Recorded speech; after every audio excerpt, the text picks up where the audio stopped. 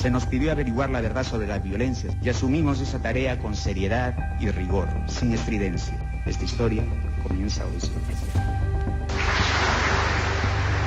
Muchos creen que el informe final de la Comisión de la Verdad y Reconciliación es incuestionable, que debemos aprender sus conclusiones finales como si fueran una suerte de verdad absoluta. Pero, ¿qué esconde todo esto? ¿Alguna vez te has preguntado quiénes elaboraron tan importante documento? La CBR estuvo integrada por 12 comisionados. Uno de ellos fue Carlos Tapia, académico y exdiputado de la Izquierda Unida. Pero, ¿qué más sabemos de este señor? En su juventud Tapia formó parte del MIR, el Movimiento de Izquierda Revolucionaria, una agrupación guerrillera de ideología marxista-leninista, la cual, influenciada por la Revolución Cubana, se levantó en armas contra el primer gobierno de Belaúnde, un gobierno democrático. De esta manera, el MIR provocó la muerte de decenas de peruanos, algo incluso reconocido por la propia CBR. Tapia fue docente junto a Abimael Guzmán en la Universidad San Cristóbal de Huamanga, y en junio de 1989, en una entrevista, aseguró ser incluso más radical que el propio Guzmán en el sentido de darle un curso práctico a la lucha política. Si bien Sendero Luminoso empezó sus acciones terroristas en 1980, durante la década previa, Abimael Guzmán ya hacía de las suyas en Ayacucho, promoviendo acciones subversivas,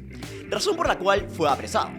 Así, en 1970, su entonces compañero Carlos Tapia firmó una carta en nombre de la Asociación de Docentes de la Universidad San Cristóbal de Huamanga, donde se solicitaba su liberación. Pero hay más. En esta misma carta también están las firmas de Carlos Iván de Gregori y Alberto Morote, otros dos comisionados de la CBR. ¿Y qué sabemos de esos señores? Bueno, el primero fue un intelectual de izquierda, bastante reconocido efectivamente, pero muy citado por el antifujimorismo, precisamente por postular en varios de sus textos que el gobierno de Fujimori se aprovechó políticamente del terrorismo.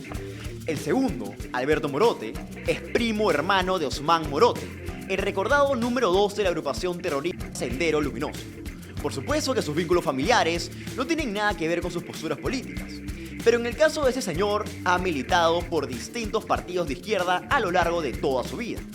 Entre el 87 y el 89 por la Izquierda Unida, en el 2006 por el Partido Nacionalista de Ollantaytambo, y hace poco nomás, en el 2021, postuló al Congreso por Juntos por el Perú de Verónica Mendoza. Pero, como si nada de eso fuera suficiente para hacernos una idea del sesgo ideológico de esos comisionados, aquí les mostramos una imagen de estos tres personajes junto al líder senderista Abimael Guzmán Reynoso durante su etapa como docentes de la Universidad San Cristóbal de Huamanga. ¿Se puede hablar entonces de un informe final de la CBR sin sesgos ideológicos, tal como el propio Alberto Morote lo asegura? Veamos otros datos. La comisionada Sofía Maher, la misma que acaba de acusar a la presidenta Boluarte de estar utilizando políticamente el caso del terrorista Víctor Bolay, admitió haberse opuesto a que los militares presenten sus testimonios y descargos en audiencias públicas. Es decir, que ha reconocido que hubo errores en el trato que se les dio a los miembros de las fuerzas del orden, y ahora dice sentirse arrepentida de ello.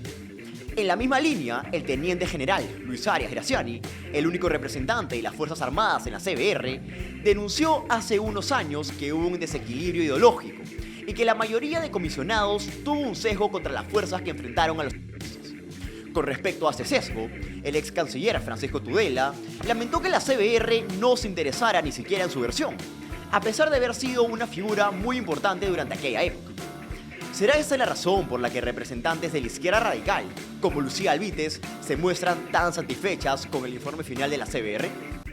¿Llegó ese documento a acercarse a la verdad, tal como muchos lo aseguran? ¿Tú qué piensas? Házmelo saber aquí abajo, en los comentarios.